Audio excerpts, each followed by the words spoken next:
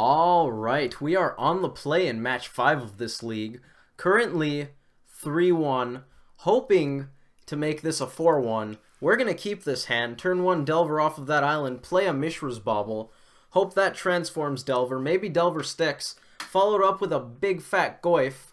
Maybe Vapor Snag's useful at some point. The opponent mulled down to 5. We're going to see what they're up to.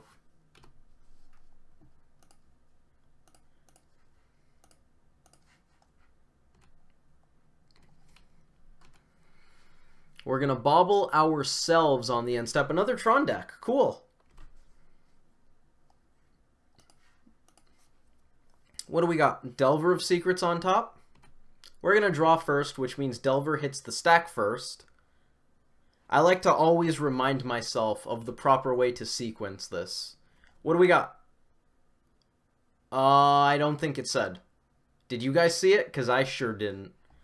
Well, I kind of want to reveal it just in case. Nope. Well, it's a breeding pool, so not the worst. We can just play that.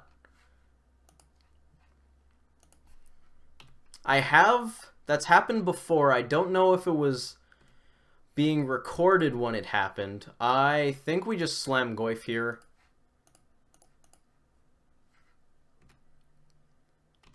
There's an argument for playing out the Misty Rainforest even though we revealed the breeding pool just in case the opponent's playing a red variant of this deck. Not a lot of green-red Tron floating around. The opponent stumbling on lands makes a lot of sense. Spell Snare actually likely to be very good here. Given that the opponent mulled down to 5, I find it entirely likely, or at least reasonably likely, that they're stumbling on lands. Stomping Ground's probably good enough. We might just put it into play tapped. Yeah, let's do that. Play Delver. We wanted to fetch here to grow the Tarmogoyf. May as well speed up that clock. Play Delver of Secrets. Hold up Spell Snare. Go to the opponent. But yeah, that's happened before where the bobble window was still there, so Delver didn't show me the card just yet, and then it basically skipped showing me the card. That time it happened, I decided not to hope that it transforms. I don't think I was very concerned with the Delver transforming during that game. I don't know. In this one, I think I'd rather just show them the card because we really need to kill Tron. Looks like our opponent had some more trouble finding their lands. Most Tron decks are green-black currently, so that's what I'm going to go with. Follow the spreadsheet. Let's see. Cut 1, traverse the Ulvenwald. We're going to be bringing in this mountain. Maybe it's easier if I start off by memory and just use the spreadsheet to augment what I bring in. That might make this process faster. I believe it was 8. 1, 2, 3, 4, 5, 6, 7, 8. Fantastic. What are we taking out? Nux is fine. I believe Dismember goes. Vapor Snag goes. Both Spell Snares or one Spell Snare? Both Spell Snares. Snare hits a few things in this matchup. As I said very recently, we're on the draw, so we're going to try cutting a Snapcaster Mage instead of the 4th Bolt effect here. What's the last card we cut? Vapor Snag, Dismember. I cut those. Traverse, Forked Bolt. I am blanking very hard. We didn't cut. Oh, we cut Traverse very hard. That's why. That's the problem. All right, let's keep this. So in the actual spreadsheet, I have take 2 Lightning Bolts and a Forked Bolt out, and I'm not taking out a Snapcaster Mage. I'm thinking against Tron, maybe I would rather have the Bolt instead of the Snapcaster Mage. Technically, they're both reach, but Bolt is more often reach than Snapcaster Mage is, and I can absolutely see scenarios where I just want to be lower to the ground, especially on the draw.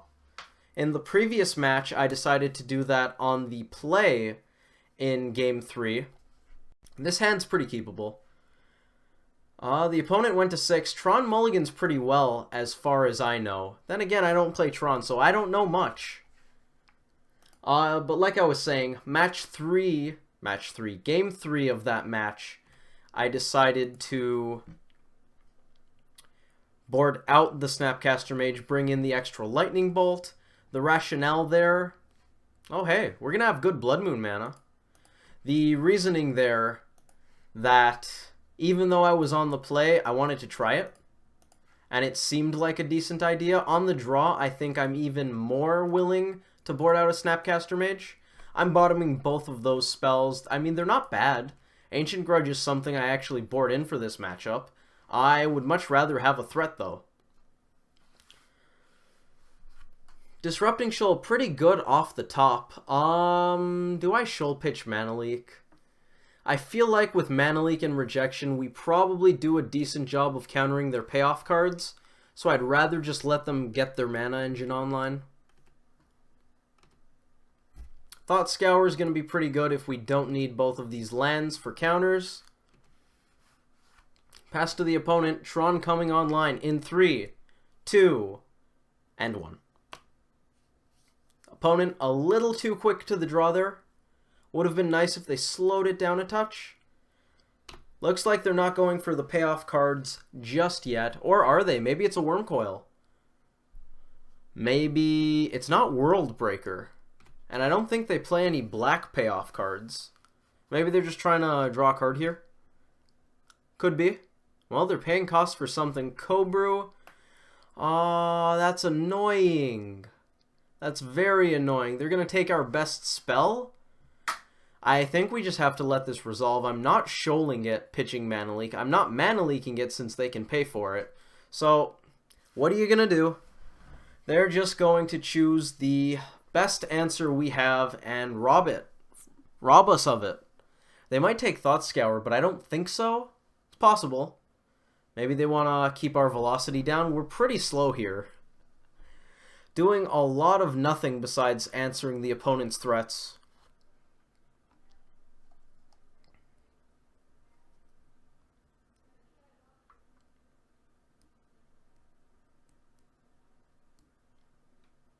Here's an Oblivion Stone. That's something I think is worth countering. That's going to be a real pain. If we let that... Well, we have Revelry. Yeah, let that resolve. That's fine. It's totally fine, unless they're trying to get something else past Revelry. Grab a Forest. Blow that up. That lets us untap with mana for counter spells. That's the reason I'm doing it immediately. Hit the opponent for 2. That's something I like. Now we have Leak plus Thought Scour. Oh yeah, we are going off. That's sarcasm, of course.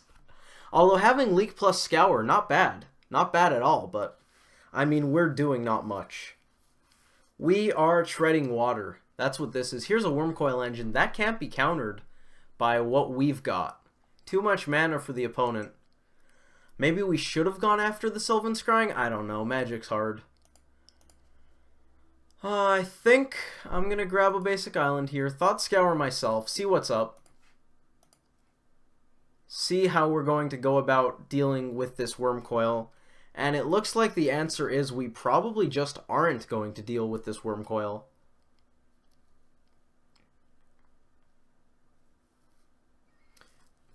I do kind of like hitting the enablers in decks like Tron. Maybe that would have been better. Another land, not what we wanted. Hooting Mandrills probably has to just be cast. If we're not casting Hooting Mandrills, we may as well scoop. Maybe we should just scoop. Ancient Grudge and Snapcaster Mage, both live. I guess we may as well play on. Be strong. Probably. Let's grab an island.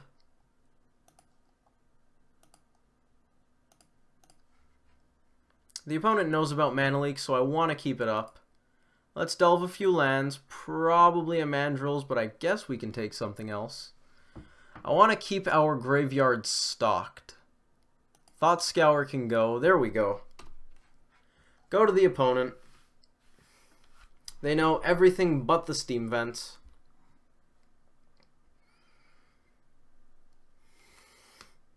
Probably a hit for 6. We can give up Mandrills and Bolt to deal with Wormcoil in what is I mean, both decisions are bad. Dealing with Wormcoil by 2-for-1ing ourselves and just taking the hit are both quite awful. Some spells for the opponent. Expedition map, that's fine. Looks like we're just going to head over to game 3.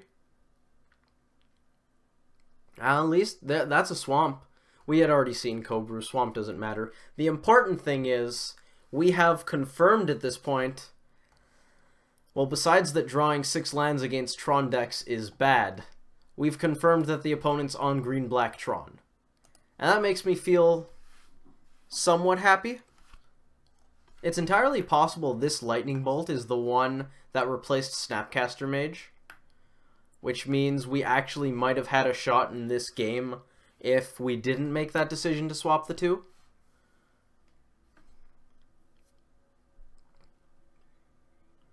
Another Expedition map. The opponent, to be fair, they drew a lot of ways to fix their mana and get the engine online. They didn't have many payoff cards. I believe a grand total of 1 thus far. They got a Ghost Quarter, that's fine.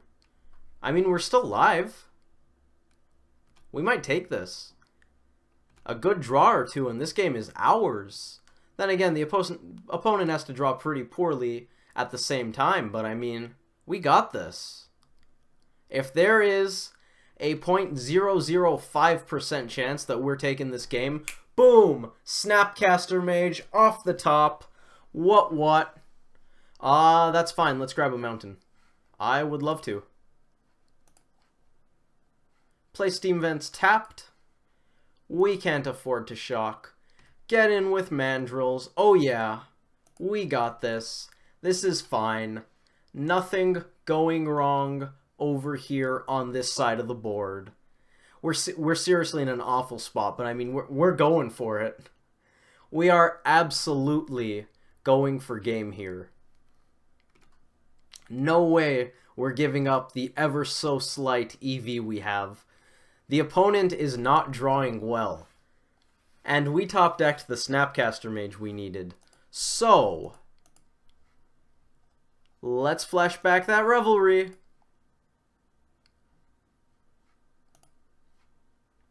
Take Wormcoil out of combat real quick.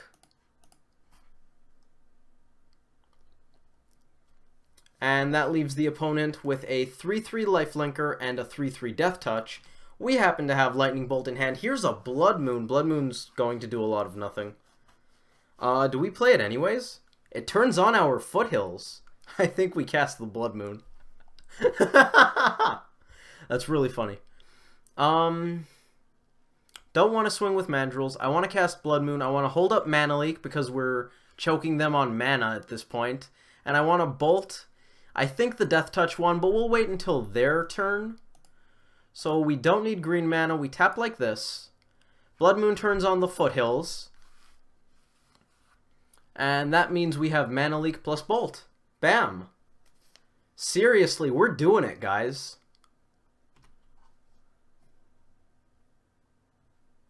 No attacks. Unfortunately, we're not attacking here. Another Lightning Bolt off the top, and you know what? We might be doing some actually good work. Forest for the opponent makes quite a bit of sense. 1, 2, 3, 4, 5, 6, 7 lands if you include the forest. We can still Mana Leak Thragtusk. Not for long, but we can right now. Don't think the opponent attacks. On the end step, I believe I want to blow up the Death Touch Worm because it's more threatening to my threats, and we still need to close this game. Pretty good attack for the opponent. I'm just going to kill it. I like them not attacking with the lifelinker because we're just going to eat that. Serum Visions. I'm willing to put down Disrupting Shoal to use this. Second Blood Moon, pretty bad. Delver of Secrets, not the worst. If we swing with Mandrills, we're going to have to give up Snapcaster Mage, which is pretty bad. Maybe we bottom Delver and just hope for better. I actually kind of like that. We can't attack yet. If we attack with Mandrills, we lose Snapcaster Mage. Not the best. I want to deal with their Worm and then have Snapcaster Mage be an actual card on this board. That'd be fantastic. I bottom Delver because I'm hoping to draw something more akin to Goyf, Nux. Sphere is fine, that resolves. Not that we can actually counter it, but you know, it resolves. The opponent, gonna churn through some cards here. Sylvan Scrying, we can pitch Shoal to counter that, but that's fine. They're gonna get a land. Forest, sure. Do they have any double green? I was unaware that they ran 2 forests.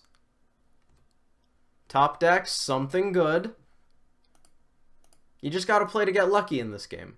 We bottom the Delver because it's unlikely that the Delver is going to do enough to win us the game. Whereas we have draws such as Goyf and Knuckleblade that will do enough to win us the game. So, we bottom the average draw because average won't do in this board state. We're at 2 life. We are too far gone. We can also Shoal Fatal Push, which makes the attack with Mandrills basically 0 risk. We attack with Mandrills, they blow up the Goyf, we have to chump with Snapcaster Mage. Denial, very good. Yeah, we got so lucky here. I actually think we swing with both of these. Not just Goyf. Maybe next turn.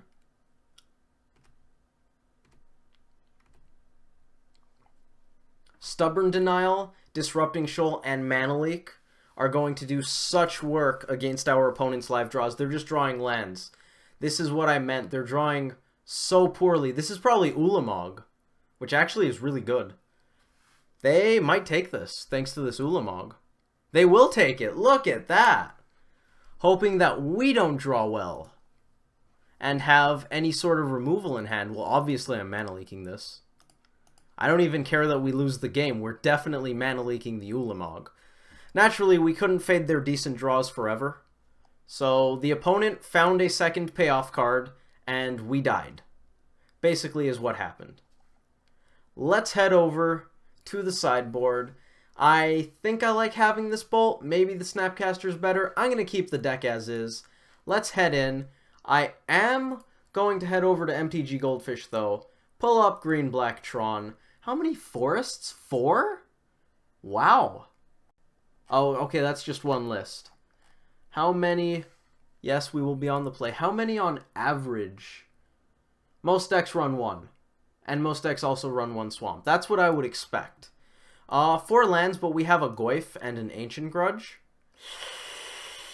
This is dicey to the extreme. I'm going to keep. Might be absolutely bad, but we have Blood Moon mana.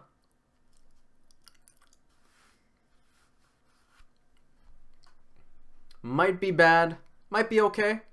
We have what is debatably our best threat. I mean, just about every threat in the deck is debatably the best. So I guess that's not really a metric. Let's play a Foothills. Probably going to fetch out a Shock. Maybe we just grab the Forest with it. We can't get both islands anyway, so it doesn't really matter. Let's just grab a Steam Vents. Or do we get a Stomping Ground? I mean, Steam Vents is probably fine. Nope. Life totals, somewhat relevant. Oh yeah. That means Cobrew doesn't take out Goyf. Look at that. We are rolling in it. Absolutely rolling in it, people. Not really. Once again, complete sarcasm. This is just okay. Bobble might not even be good. The opponent probably going to resolve some sort of search effect. Just a Stirrings. That's a good sign.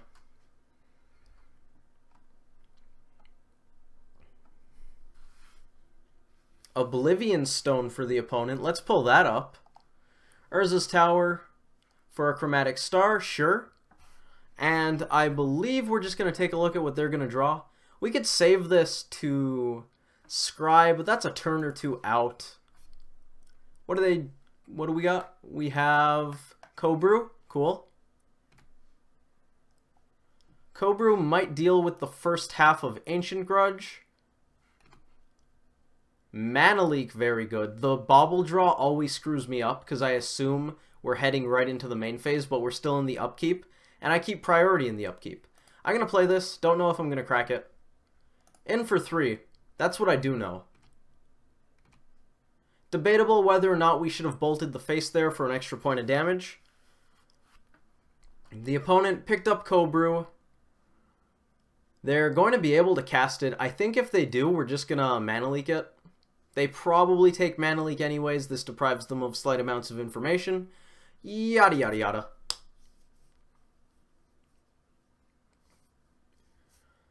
If they sack the star for black, it pretty strongly suggests that they're going for Cobrew. They might try for Fatal Push, but we're going to counter that all the same. Here's the big bad Cobrew. Take a look at what we're going to draw, because scrying is very relevant. It's a Hooting Mandrills. How good's that? That feels pretty good to me. In that case, I don't want to crack a fetch here.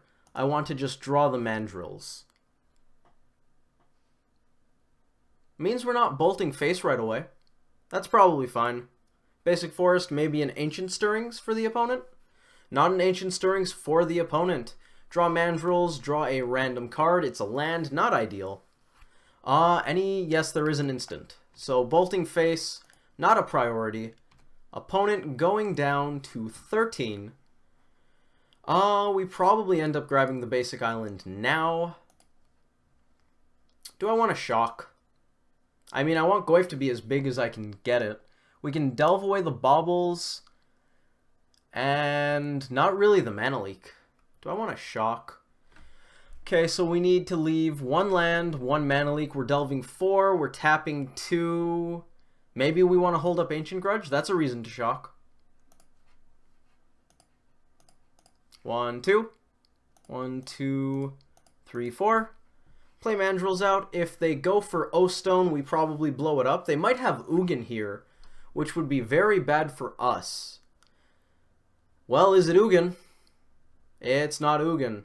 It's an O-Stone that cannot be Ancient Grudged conveniently. That's not something I played around. Not something I played around indeed. This could be bad. Do we bolt face here? Probably not. Get rid of these. Traverse, not very timely here. Be nice if I left one of those baubles there. Not something I think you play around the one of Traverse. The opponent going to do this imminently. Unfortunate for us, very good for them. And I would say they're in a very good spot here. Let's play this tapped. Not much reason to keep it in hand. We have still quite a few cards. And it is possible we want access to quite a bit of mana. A lot of their payoff cards are going to crush us. A lot of them. Ugin continually comes to mind. Let's get rid of that. Karn, also fairly good. They might go after our hand. I don't think they go for the lands. If I'm them, I'm exiling cards from the opponent's hand, and this is hard. Okay. That resolves, but what do we exile? I'm feeling Ancient Grudge, because I believe there's a string of top decks that allows us to take out this Karn. We've got 1, 2, 3, 4, 5 mana. Hasty Nux is 4 plus Traverse to get it. If we top deck Mishra's Bauble and we bolt Karn right now, we can deal with Karn. But bolting Karn right now assumes we're going to hit Mishra's Bauble, which is a pretty big assumption. So maybe we don't do that? I think I'm going to exile the Ancient Grudge. All the same, don't think I'm going to bolt the Karn right away. Maybe I will. How good's the burn plan while the opponent's at 13? It's miserable. I'm bolting Karn. High variance plays. Looks like we're going to lose. So we're going to go for the extremely unlikely line which results in us winning. Blood Moon. Okay. Okay. They probably exile the Blood Moon. Play another win con. You know what? If they exile Blood Moon with Karn... No, they're going after our hand still, that's fair. They're just going to start a game over with nothing in play, I guess. If I were them, I would actually try to exile an expedition map or something. Maybe a Tron land? That, or they're just going to play through the Blood Moon. I'm just thinking of cool ways the opponent could restart the game. Because if they exile Blood Moon with Karn and then they have to restart the game, they're starting the game with Blood Moon in play. Which I guess is technically worse for us, because the opponent has cards like Expedition Map and the Eggs, so they could theoretically play through Blood Moon on turn 1 better than we could, given that most of our deck is Shocks. That's bad. Fetches, I mean, not Shocks. About the same, really, if we're starting with turn 1 Blood Moon. Looks like this match is not going to go to us. Maybe that was a bad keep. Maybe we shouldn't have played out the Mandrills. We did know about the O-Stone, so if we assume, or since we know about the O-Stone, if we're playing around them getting Tron, we probably don't play out the Mandrills, which I think them getting Tron is the only reason to play out the Mandrills, unless you're just going for close the game as quickly as possible, but hey, what are you going to do? Now they're getting to a spot where they actually might restart the game profitably. I don't think it takes much more than a couple of lands. I mean, if we have 0 lands in play and they have 2 lands in play from the start of the game, I'm going to say that they're favored to win. Okay, we hit a bolt. That's doing nothing.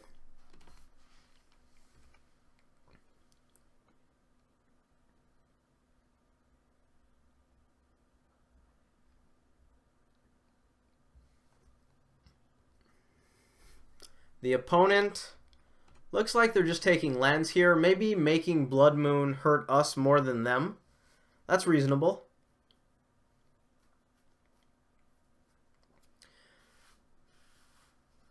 We have Wormcoil Engine. Well, that is going to put a quick end to this match, which is actually quite nice because Karn on their side, Blood Moon on our side, nothing else of substance in play, makes for absolutely dreadful gameplay. This is not enjoyable whatsoever. I can't imagine this is fun to watch.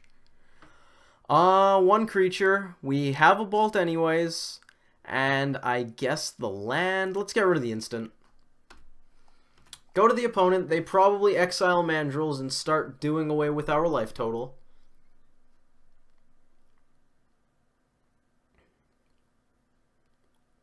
The opponent with 7 mana up, trying to do something. We don't know what.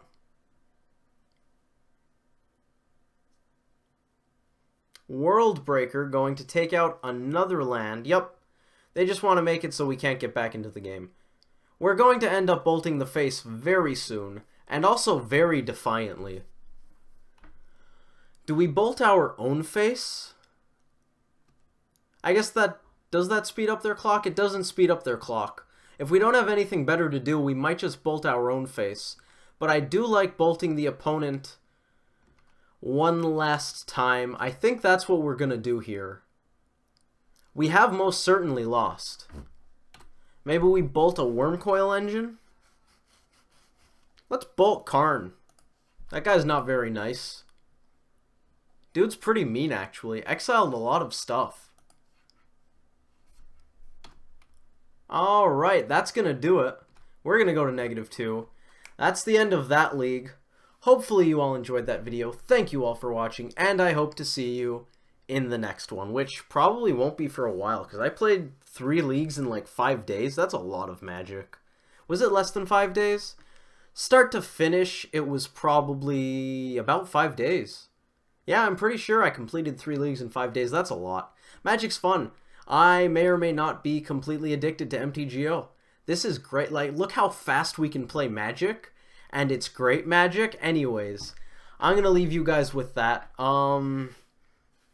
You have plenty of content anyways. This is 2 leagues now that you haven't seen yet, so I'll probably upload the first one chronologically today, tomorrow, and then this one you'll find eventually. So, see you guys whenever the next league takes place.